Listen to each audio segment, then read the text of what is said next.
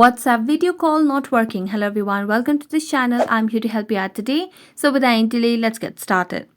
So first of all, make sure you have stable Wi-Fi connection, and after that launch the Play Store application to search for WhatsApp just to make sure you have an updated version of the WhatsApp application. So let's search for it, and as it shows, we do not have any updates available, which means we have the latest version of the application.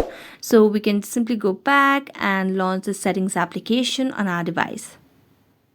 As we launch the settings application, simply scroll down to apps over here and then tap on manage apps, and here you can simply search for WhatsApp over here, then tap on it.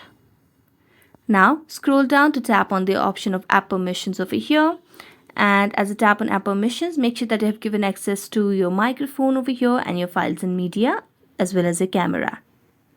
So as you can see, all of these options has been toggled on. So we can simply go back, tap on clear data and clear the cache and tap on OK.